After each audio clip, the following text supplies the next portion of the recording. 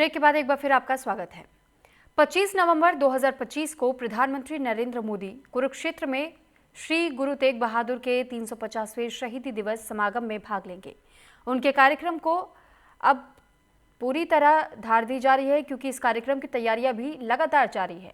हरियाणा के मुख्यमंत्री नायब सिंह सैनी ने कार्यक्रम स्थल का जायजा लिया और अधिकारियों को दिशा निर्देश दिए।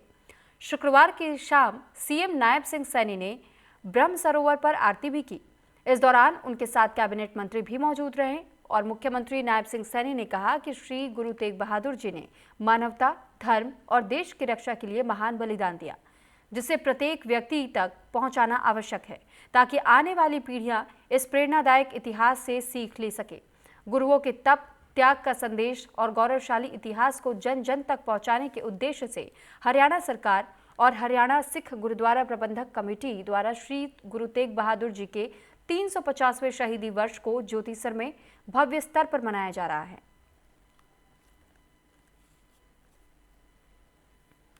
गुरु तेग बहादुर जी के परिवार ने इस धर्म की रक्षा के लिए कुर्बानी दी है, जिसको हिंद की चादर भी बोलते हैं। ऐसे महान गुरु 350 उनके शहीदी के हुए हैं। 1 नवंबर से हरियाणा प्रदेश के गुरु तेग बहादुर जी को समर्पित उस इतिहास को जन जन तक पहुंचाने के लिए लगातार अलग अलग स्थानों पे कार्यक्रम चल रहे हैं। गुरु तेग बहादुर जी के उनकी याद में ब्लड डोनेशन कैंप अलग अलग 350 स्थानों पे और हर ब्लड डोनेशन कैंप में 350 लोगों ने ब्लड यूनिट को ऐतिहासिक वो दिया है। और उसके बाद गुरु तेग बहादुर जी के इस याद में हमारी मैराथन हुई, बड़े पद्धर पर अलग अलग मैराथन भी हुई हैं।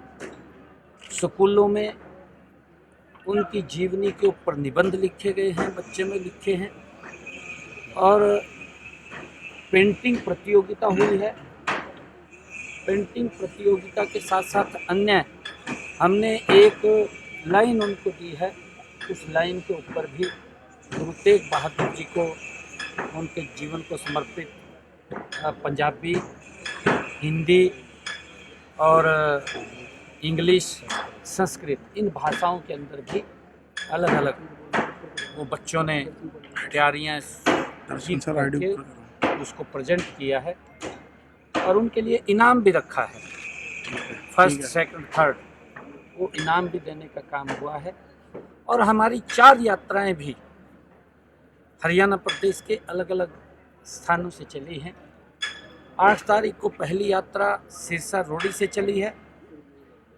उस दिन गुरु तेग बहादुर जी के नाम से चौधरी देवीलाल यूनिवर्सिटी सिरसा में उनके नाम से एक चेयर भी स्थापित की गई है ताकि जो हमारे बच्चे युवा उसको सर्च कर सकें, उस इतिहास को जान सकें, उसके बारे में प्रेरणा ले सकें।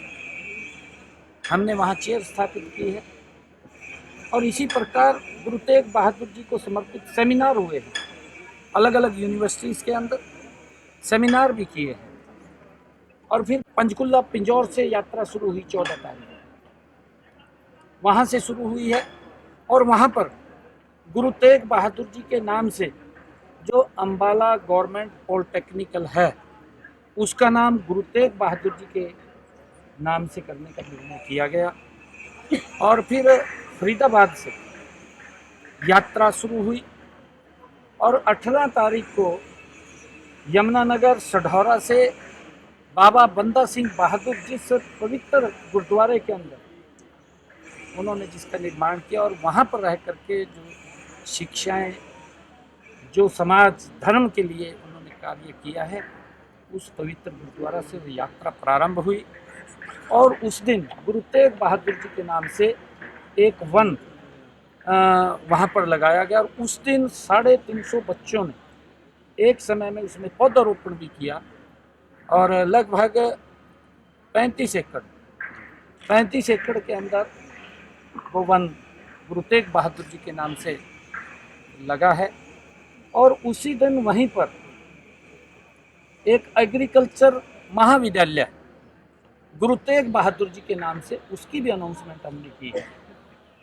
गुरु तेग बहादुर जी एक ऐसा महान व्यक्तित्व, और इसके साथ साथ हमने इसी कड़ी के अंदर एक बड़ा कार्यक्रम बड़ खालसा, जहाँ पर दादा खुशहाल सिंह दैया जिन्होंने एक बड़ी कुर्बानी दी, वहाँ पर भी एक बड़ा कार्यक्रम का आयोजन उनकी याद के अंदर हुआ है।